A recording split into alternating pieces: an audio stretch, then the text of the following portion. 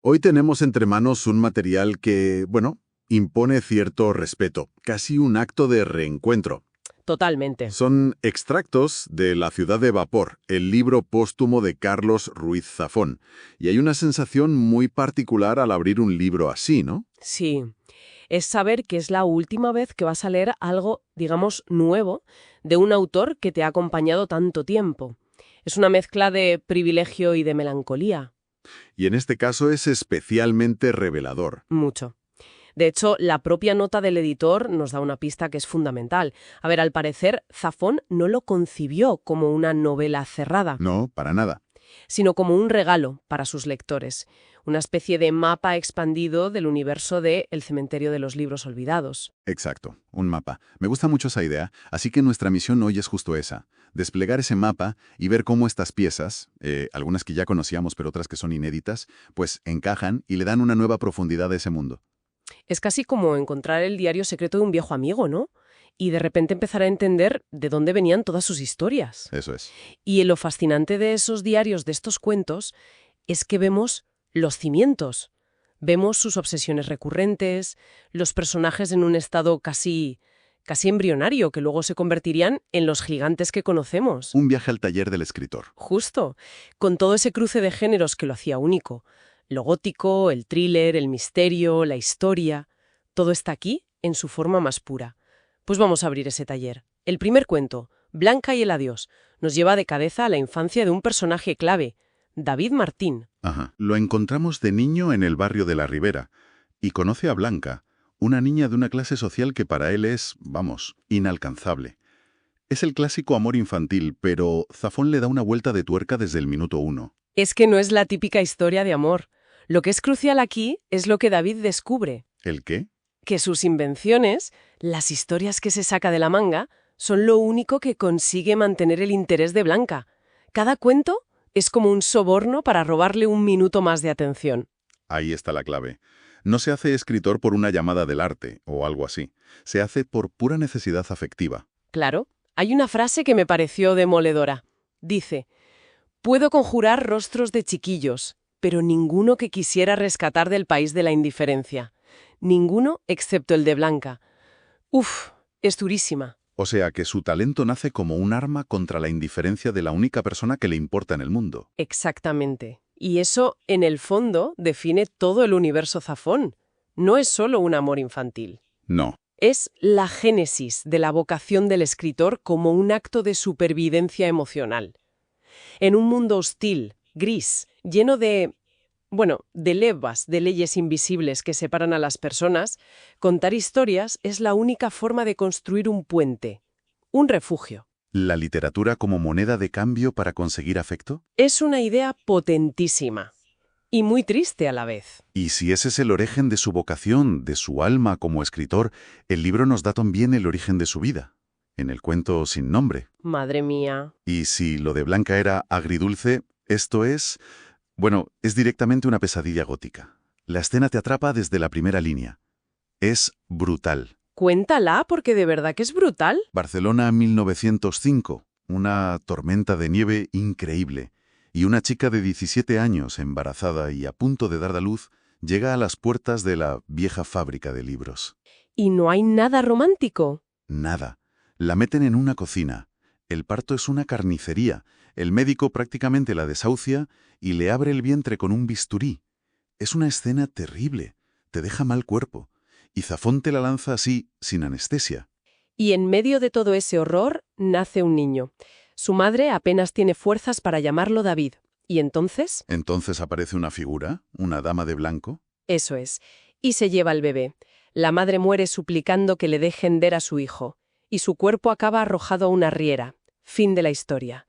Es de una crueldad absoluta. Y ahí es cuando todas las piezas de David Martín, el protagonista de El juego del ángel, empiezan a encajar de una forma mucho más oscura. Su orfandad no es una simple circunstancia. No, es una herida fundacional, violenta y misteriosa. Es que aquí vemos el ADN de sus protagonistas. Casi todos están construidos sobre el trauma, sobre la ausencia. Sí, es verdad. La madre, de la que nunca sabemos el nombre, el texto dice simplemente «aquella muchacha era mi madre», es el vacío central que lo definirá todo. ¿Y la dama de blanco? Es puro arquetipo gótico. No es una persona, es una fuerza, un espectro, que le roba el destino al niño desde el primer segundo de vida. Todo su tormento posterior empieza en esa cocina ensangrentada. Hablando de orígenes traumáticos que marcan una vida, el caso de David va sobre la ausencia, un vacío que intenta llenar con historias. Pero el siguiente personaje, Laia, en Una señorita de Barcelona, se enfrenta a algo quizá peor. Sí, no es la ausencia de identidad. Es el robo de la suya. La premisa de este cuento es de las que no se olvidan. Es que es brutal. Tenemos a Laia, una niña de 5 años. Su padre, que es un fotógrafo arruinado, la vende a una familia rica, los Pons. ¿Y su trabajo? Su trabajo consiste en hacerse pasar por la hija de ellos, Margarita, que acaba de morir. Tiene que vivir en su cuarto, jugar con sus juguetes, llevar su ropa. Y responder a su nombre. Imagina lo que eso le hace a la psique de una niña tan pequeña. El texto dice que aprende a desaparecer dentro de la sombra de la niña muerta. Es tremendo. Se le enseña que su propio ser no tiene ningún valor, que su única función es ser el fantasma de otra. La madre rica, doña Eulalia, está destrozada y drogada con láudano. Y el padre es un personaje terrible. Don Federico Pons. Su frialdad es escalofriante, de verdad. El relato dice que para él la muerte de su hija fue, y estoy citando, un ahorro de patrimonio. ¡Qué horror! No hay dolor, solo hay cálculo. Y en ese entorno, pues, Laia aprende su oficio. Y ese es el concepto clave, es un oficio. El cuento lo deja muy claro. Sin saberlo había aprendido a convertirse en otra persona, a ser nada y nadie, a vivir en la piel de otros. Claro. Su habilidad para la suplantación se convierte en su arte, pero también es su maldición. No sabe quién es porque desde los 5 años su trabajo ha sido precisamente no ser ella misma. Y todo se precipita con el final de la madre, doña Eulalia, que en su delirio cree ver a su hija Margarita, a su ángel, en el estanque del jardín. Y se ahoga intentando alcanzarla. Exacto. Y ese momento marca el inicio de lo que el relato llama el circo de engaños de Laia, ya convertida en una experta en encarnar las fantasías de otros. Es una tragedia que alimenta a otra. Laia se convierte en una profesional de la mentira. Pero en su camino aparece una figura que lo cambia todo. El doctor Sentís. Sí, un chico que fue una eminencia y que cayó en desgracia por culpa de las malas artes de esa misma buena sociedad barcelonesa. Es el único hombre que no la mira con deseo, que no quiere que finja ser otra persona. Se convierte en la figura paterna que ella nunca tuvo. Y aquí Zafón introduce otro de sus grandes temas, el del hombre bueno destruido por la hipocresía social. Sentís es el reverso del padre biológico de Laia, que era pura codicia. En Sentís ella encuentra una especie de redención. Pero claro, estamos en el universo de Zafón. Y la redención nunca es sencilla. Nunca. Porque justo cuando Laia encuentra a este padre verdadero, él empieza a perder la memoria por la edad, y en su confusión empieza a llamarla por el nombre de su propia hija muerta.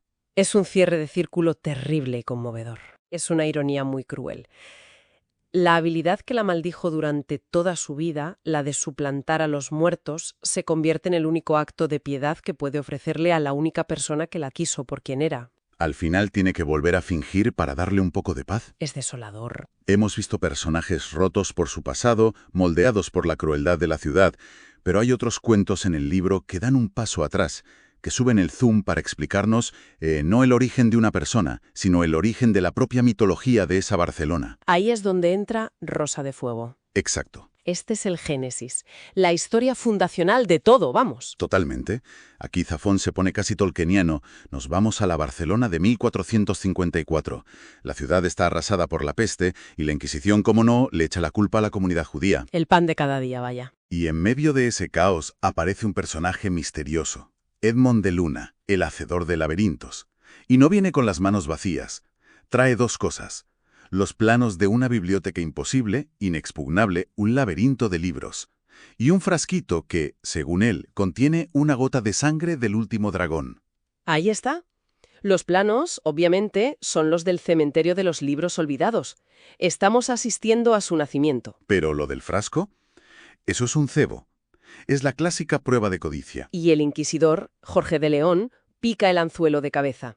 Cegado por la ambición, pensando que le dará poder eterno, se bebe la gota de sangre y... Y se convierte en un dragón. Pero lo genial de esto es que el dragón no es un monstruo fantástico que ataca la ciudad. No, el dragón es el inquisidor. Es la encarnación de su propio fanatismo, de su avaricia, de su sed de poder. La bestia es humana. Y el clímax es pura épica. Aidmond de Luna, el arquitecto, se sacrifica para detener a la criatura, y del cielo cae una lluvia de ceniza brillante sobre la ciudad en ruinas. ¿Y al final? Justo al final, entre los escombros, un impresor llamado Raimundo de Sempere encuentra los planos del laberinto y decide protegerlos. Y esto es fascinante. Zafón podría haber elegido a un rey, a un mago o a un caballero para ser el guardián de este lugar sagrado. Pero no. No. Elige a un impresor, a un Sempere. La custodia de la memoria, del tesoro más grande de su universo, no recae en los poderosos, sino en una familia de artesanos, de gente de libros. Es toda una declaración de principios. Y esa conexión familiar nos lleva, como por un túnel en el tiempo, hasta el último relato que vamos a tocar, El príncipe de Parnaso. Vaya salto. Saltamos a 1616. Otro Sempere regenta la librería, y un día por la puerta entra nada menos que un joven Miguel de Cervantes. La premisa es irresistible. Cervantes llega a Barcelona huyendo, acompañado de una mujer misteriosa, Francesca di Parma. Y, por si la mezcla no fuera suficientemente potente, aparece el antagonista perfecto, Andreas Corelli. que los lectores de Zafón reconocerán al instante. Por supuesto. Corelli es un editor siniestro, una figura mefistofélica, que siempre aparece para ofrecer pactos envenenados a los artistas. Es el diablo, vestido de editor. Y esta mezcla de historia real y fantasía desbordante es una de las grandes marcas de la casa, ¿no? Zafón no solo se inventa una Barcelona secreta, No, claro. invita a Cervantes, a Gaudí, a caminar por sus calles de niebla. Los convierte en personajes de su propio laberinto. En este caso, Corelli le hace una oferta a Cervantes, el clásico pacto fáustico, a cambio de su alma. Pero el conflicto real está en la historia de Francesca, la mujer que lo acompaña. Sí, ella es una belleza que ha sido explotada toda su vida, vendida por su familia a un artista mediocre que la usa como musa y la maltrata. De nuevo, el tema del arte, la belleza y la corrupción. Y Cervantes, el escritor, cree que puede salvarla a través de la literatura. Cree que si escribe su historia puede darle un final mejor, puede redimirla de la vida terrible que le ha tocado. Es la fe máxima en el poder de la narración para cambiar la realidad. Una fe que, como vimos con el joven David Martín, es el motor de todo su mundo. ¡Qué viaje! De verdad. Hemos ido desde los orígenes más íntimos y dolorosos de sus personajes como David o Laia, hasta los mitos fundacionales de su Barcelona gótica, con dragones y laberintos secretos. Y si te fijas, hay un hilo de vapor que lo conecta todo. La idea de que las historias son mucho más que entretenimiento. Mucho más. Son un refugio contra un mundo cruel. Son un arma para sobrevivir. A veces son una maldición que te obliga a vivir en la piel de otros y, al final, son la única forma de inmortalidad que Zafón parece concebir. Y es imposible no volver a esa nota del editor con la que empezábamos, que describe este libro con una frase que ahora resuena con una fuerza especial. ¿Cuál era? Lo llama un nuevo libro, desgraciadamente el último, zafoniano.